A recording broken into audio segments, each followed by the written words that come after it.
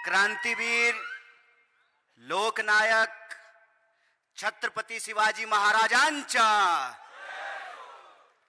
साथियों, मेरी आवाज जहां तक पहुंच रही है, सांगली जिले के, वेस्टर्न महाराष्ट्र के, मराठवाड़ा के आप सभी आदरणीय बुजुर्गों का, माताओं बहनों का, किसान मजदूर भाइयों का, नौकरी करके, बिजनेस करके, मेहनत मजदूरी करके अपने परिवार का भरण पोषण करने वाले आप तमाम मेहनत कश आवाम का क्रांतिकारी इस्तकबाल करता हूं, आपका हार्दिक अभिनंदन करता हूं। दोस्तों,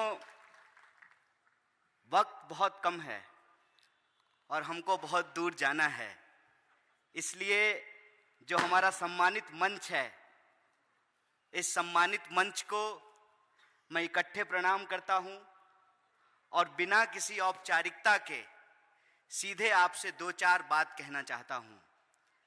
सबसे पहले तो मैं धन्यवाद देना चाहता हूं हमारे साथी विश्वजीत कदम जी का कि आपने आज हमको उस इलाके से परिचित कराया है जिस इलाके के बारे में कहा जाता था कि इस एरिया का भाग्य खराब है, लेकिन इस इलाके के लोगों ने न सिर्फ इस कहावत को बदल दिया, बल्कि आपके परिवार की मेहनत ने इस इलाके की तस्वीर बदल दी, सूरत बदल दी, सीरत बदल दी। तो ये जो बेहतरीन मुलाकात है, इसके लिए मैं आपका तहे दिल से शुक्रिया अदा करता हूं। और इस मौके पर जब आपका जन्मदिन है, तो इस मंच से मैं सबसे पहले आपके पूजनीय पिताजी को और आपके दिवंगत बड़े भाई को श्रद्धा सुमन अर्पित करता हूं। और मंच पर मौजूद हैं आपके ताऊ जी, जो कांग्रेस पार्टी के महाराष्ट्र राज्य में सबसे पुराने कार्यकर्ता और नेता में से एक हैं। मैं उनको भी नमन करता हूं, उनको प्रणाम करता हूं। और सामने बैठी हुई हैं आपकी आदरणीय माता जी, मराठी में ताई बोलते हैं, आई बोलते हैं, और आपकी धर्मपत्नी, आपके परिवार के तमाम सदस्य यहां मौजूद हैं। मैं उनको भी नमन करता हूं। और मेरी ये व्यक्तिगत राय है कि अगर आप पब्लिक लाइफ में हो, तो जिसने आपको जन्म दिया, जिससे आपका खून का रिश्ता होता है, सिर्फ वही आपका परिवार नहीं होता है, पूरा सांगली जिला, पूरा महाराष्ट्र आपका परिवार है। तो महाराष्ट्र की इस महान भूमि को, जो भूमि है डॉक्टर बाबा साहब भीमराव अंबेडकर की, महात्मा फूले की, साहू जी महाराज की, संभाजी महाराज की, अन्ना भाऊ साठे की, तुकाराम की, संत गाडगे जी महाराज की, क्रांतियों की भूमि, सामाजिक आंदोलनों की इस भूमि को भी मैं नमन करता हूं। और अभी आपके तमाम पुराने मित्र जो हैं, आपके राजनीतिक जीवन के बारे में अपना अनुभव साझा कर रहे थे। अभी हाल ही में मैंने एक टीवी पर एक इंटरव्यू दिया, तो पत्रकार ने चुटकी लेते हुए मुझसे पूछा कि राजनीति में आपके दोस्त कौन हैं। हमने कहा, राजनीति में दोस्त नहीं बनते, दुश्मन बनते हैं। राजनीति में दोस्त नहीं बनते, दुश्मन बनते हैं। राजनीति में मेहनत करके दोस्त बनाना पड़ता है। आपने जो ये प्रयास किया है, भारत के अलग अलग हिस्से से साथियों को जुटाया है, आज आपके जन्मदिन के मौके पे हम सब लोग जो यहाँ आए हैं, आपका यह प्रेम पार करके हम बहुत आह्लादित हैं, बहुत खुशी महसूस हो रही है।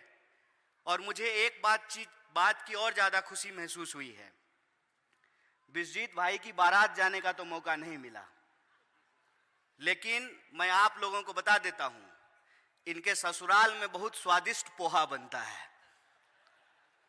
और वो पोहा जो है, इनके हिसाब से दुनिया का सबसे स्वादिष्ट पोहा है। बाकी धरती के किसी कोना का पोहा नहीं खाते हैं, लेकिन अपने ससुराल का पोहा जरूर खाते हैं ये। तो स्वादिष्ट पोहा खिलाने के लिए आपको धन्यवाद, आपके ससुराल वालों को धन्यवाद।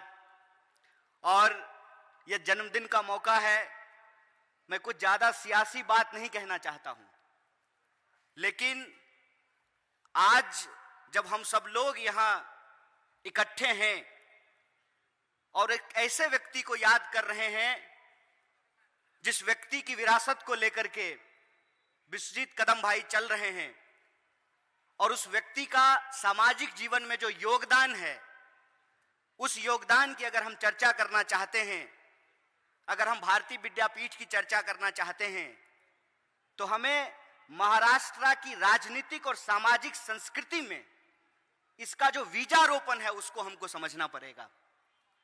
उसको समझना पड़ेगा कि महाराष्ट्र एक ऐसी भूमि है कि यहां के जितने भी समाज सुधारक पैदा हुए, जितने भी क्रांतिकारी पैदा हुए, जितने भी आंदोलनकारी पैदा हुए, उन तमाम लोगों ने अपने सामाजिक राजनीतिक जीवन में अगर सबसे ज्यादा किसी चीज को महत्व दिया है तो उन्होंने शिक्षा को महत्व दिया है। याद कीजिए डॉक्टर बाबा साहब भीमराव अंबेडकर क्या कहते हैं। डॉक्टर बाबा साहब भीमराव अंबेडकर कहते हैं, शिक्षित बनो, संगठित हो, संघर्ष करो। भगत सिंह क्या कहते हैं? भगत सिंह कहते हैं कि बम और पिस्तौल से इनकलाब नहीं आता है, विचारों के शान पे क्रांति की धार तेज होती है। देश के पहले शिक्षा मंत्री मौलाना अबुल कलाम आजाद ने क्या कहा कि शिक्षा के बिना किसी भी समाज का परिवर्तन संभव नहीं है। देश में महिलाओं के लिए सबसे पहला स्कूल किसने खोला? सावित्रीबाई फूले ने खोला। आप देखिए कि लोक शायर अन्ना भाऊ साठे के गानों में, उनकी कविताओं में शिक्षा के महत्व का उजागर किया गया है। महात्मा फूले गुलामगिरी में लिखते हैं कि हमारे लिए स्कूल क्यों जरूरी है। हमारे लिए स्कूल इसलिए जरूरी है कि हमको पता चलेगा कि हमारे साथ जो शोषण होता है, जो गुलामी होती है, वो क्यों होता है और उसका निराकरण हमको कैसे करना है। शिक्षा के महत्व को समझते हुए महाराष्ट्र की यह संस्कृति रही है कि तमाम समाज सुधारकों ने, तमाम जो है आंदोलनकारियों ने, क्रांतिकारियों ने शिक्षा पर जोर दिया है। और मैं इस बात के लिए आप तमाम लोगों को बधाई देना चाहता हूं कि आपका विधानसभा महाराष्ट्र के, रूरल महाराष्ट्र में सबसे ज्यादा लिटरेसी रेट रखने वाला विधानसभा है। इसके लिए मैं आपको बधाई देना चाहता हूं। और शिक्षा के इस महत्व को अगर हम समझते हैं तो हमको एक बात और समझनी पड़ेगी कि आज हमारे साथ सबसे बड़ी राजनीति क्या हो रही है। सबसे बड़ी राजनीति यह हो रही है कि विद्यार्थियों को कहा जाता है, पढ़ने लिखने से मतलब रखो, राजनीति मत करो।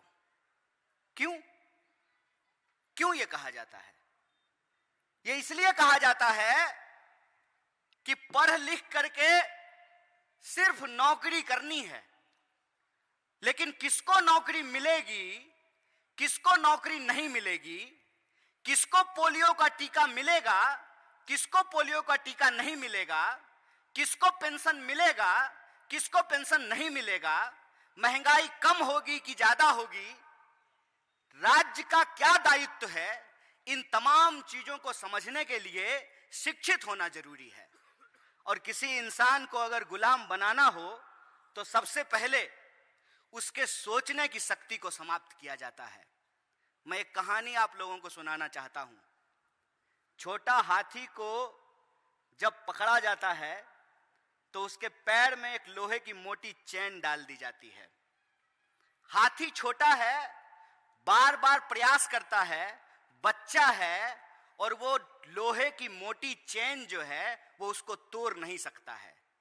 धीरे धीरे उस बड़े होते हुए हाथी के दिमाग में यह बात बैठ जाती है कि यह चेन मैं नहीं तोड़ सकता हूं। और जब हाथी बड़ा हो जाता है, चेन तोड़ सकता है, तब तक उसके दिमाग में यह बात बैठ गई है कि मैं चेन नहीं तोड़ सकता हूं, और वो जीवन भर उस लोहे की चेन में बंधा रहता है, गुलामी करता रहता है। और कम शारीरिक शक्ति वाले जो सवार हैं उसके कहने पे वो चुपचाप चलता रहता है।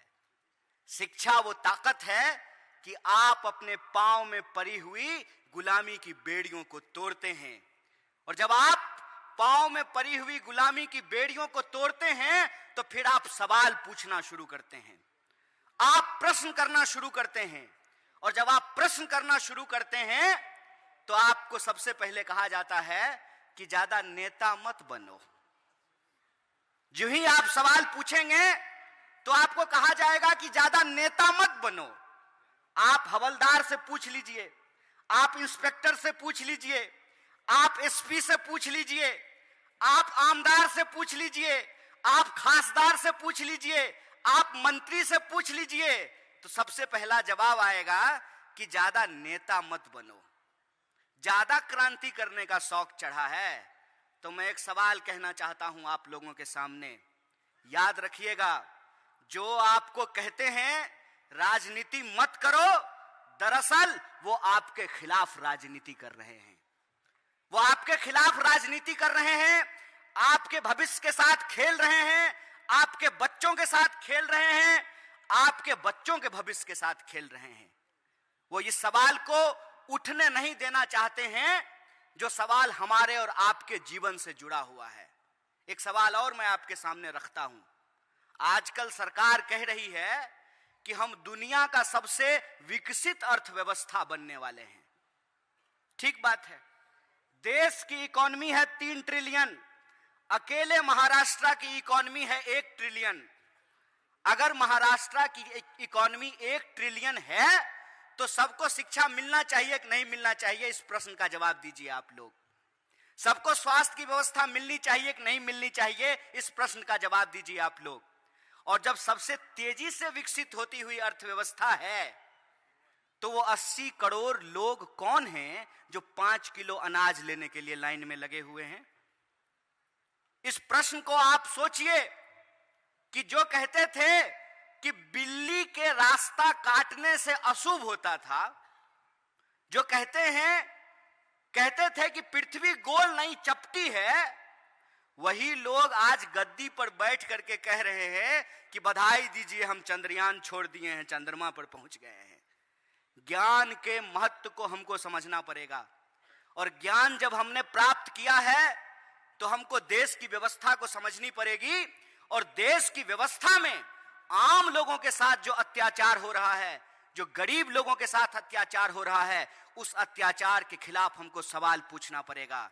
और जब आप सवाल उठाएंगे तो लोग कहेंगे कि आप राजनीति करते हैं, तो उनको कहिएगा कि आप राजनीति कर सकते हैं तो हम भी राजनीति कर सकते हैं। अगर हम वोट दे करके नेता चुन सकते हैं तो हम भी नेता बन सकते हैं। यह आपका अधिकार है, यह आपका लोकशाही का अधिकार है। आपके मुंह में जबान हो, आपके दिमाग में सवाल हो, आप अपने सवाल को खड़ा कर सकें, तभी आपको अपने आसपास होने वाले अन्याय नजर आएंगे। और आज हम देख रहे हैं कि देश के लोगों के साथ किस तरीके से अत्याचार हो रहा है। एक साल में 12,000 से ज्यादा किसानों ने आत्महत्या की है। कोई ऐसा दिन नहीं बीतता है कि इस देश में किसी न किसी कोने में कोई ना कोई जवान आत्महत्या ना करता हो। मैं सरकारी आंकड़ा आपको देता हूं, 1 घंटे से कम समय में इस देश के नौजवान को आत्महत्या करनी पड़ रही है। अगर ये पूरा कार्यक्रम सुबह से लेकर के शाम तक चला है, 4 घंटे यह कार्यक्रम चला है, तो इस देश के किसी न किसी कोने में 4 नौजवानों ने आत्महत्या कर ली होगी। आप सोच करके बताइए कि आमदार बनेंगे 5 साल के लिए, खासदार बनेंगे 5 साल के लिए, प्रधानमंत्री बनेंगे 5 साल के लिए, और गरीब और किसान का बच्चा बनेगा, आर्मी में नौकरी करेगा 4 साल के लिए। अग्निवीर के नाम पर इस देश के नौजवानों के साथ धोखा किया गया है। इसीलिए आप तमाम माताओं बहनों से, खास करके पीछे जो हम माताएं बहनें बैठी हुई हैं, उनको मैं कहना चाहता हूं, आपकी तरह ही मेरी मां भी आंगनवाड़ी में काम करती है, इस देश की पीढ़ी को पढ़ाती है। हमने आपका नमक खाया है, उस नमक की कसम खा करके कहते हैं कि अगर इस देश में अत्याचार होता रहेगा, इस देश में अन्याय होता रहेगा, तो हम विश्वजीत कदम जैसे साथियों के साथ कंधे से कंधे मिला करके अन्याय के खिलाफ संघर्ष करते रहेंगे और अन्याय के खिलाफ अपनी आवाज को बुलंद करते रहेंगे। और आखिरी अपील के साथ मैं अपनी बात को खत्म करूंगा। आप महाराष्ट्र के तमाम लोग सौभाग्यशाली हैं कि जब राहुल जी की भारत जोड़ो यात्रा कन्याकुमारी से चली थी तो महाराष्ट्र से होकर के गुजरी थी। अब जब राहुल जी की भारत जोड़ो न्याय यात्रा शुरू हुई है तो ये मणिपुर से शुरू हुई है, ये मुंबई में समाप्त होने वाला है। मणिपुर से क्यों शुरू हुआ है? मणिपुर से इसलिए शुरू हुआ है कि मणिपुर में लगातार लोगों की हत्याएं हो रही हैं, महिलाओं के साथ बलात्कार हो रहे हैं और देश के प्रधानमंत्री की जुबान पर मणिपुर का नाम नहीं आता है। आखिरी बार प्रधानमंत्री जी ने मणिपुर का नाम लिया था मणिपुर के मुख्यमंत्री को हैप्पी बर्थडे बोलने के लिए। विश्वजीत भाई, प्रधानमंत्री आपको हैप्पी बर्थडे नहीं बोले ना? कोई नहीं, ईडी भेज सकते हैं हैप्पी बर्थडे बोलने के लिए। मणिपुर के मुख्यमंत्री को हैप्पी बर्थडे बोलने के लिए मणिपुर का नाम लिया था। जब महिलाओं को नंगा करके घुमाया जा रहा था, उनका वीडियो बनाया जा रहा था, पुलिस के हथियार लूटे जा रहे थे, नौजवानों के ऊपर गोलियां चलाई जा रही थी, तो ना जय शाह के पप्पा को फुर्सत थी, ना देश के प्रधानमंत्री को फुर्सत थी कि वो उस पर मुंह खोल सकें। इसीलिए राहुल जी ने तय किया है, और राहुल जी प्रधानमंत्री नहीं है, कांग्रेस पार्टी ने उनको प्रधानमंत्री का कैंडिडेट नहीं बनाया है।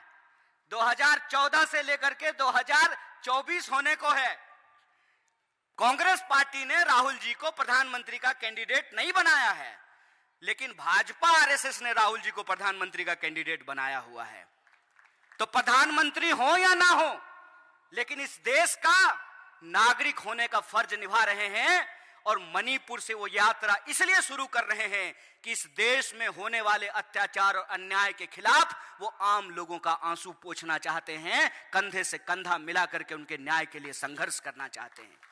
यह यात्रा मणिपुर से चल करके 15 राज्यों से होते हुए महाराष्ट्र की महान भूमि पर आएगी। और यह जो महान भूमि है, ये वो भूमि है जहां भारतीय राष्ट्रीय कांग्रेस की 1885 में स्थापना हुई थी।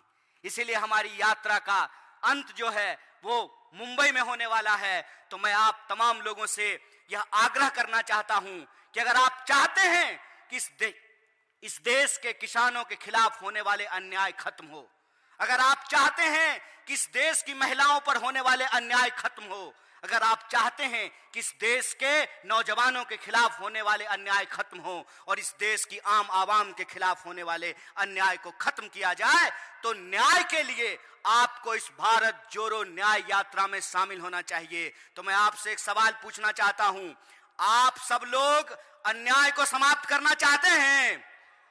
हाथ उठा करके बताइए।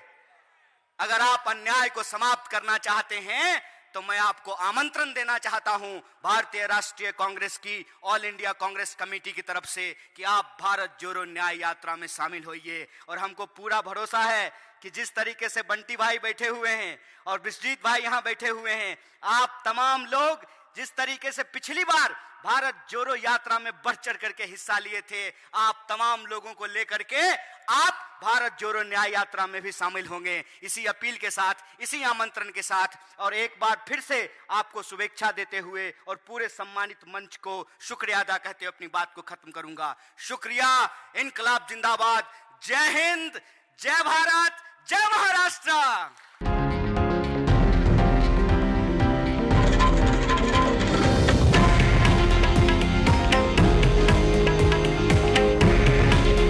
हे आहे देशातील नंबर 1 न्यूज नेटवर्क आणि आपण पाहत आहात TV9 मराठी। काळजी तुमची, हित महाराष्ट्राचं।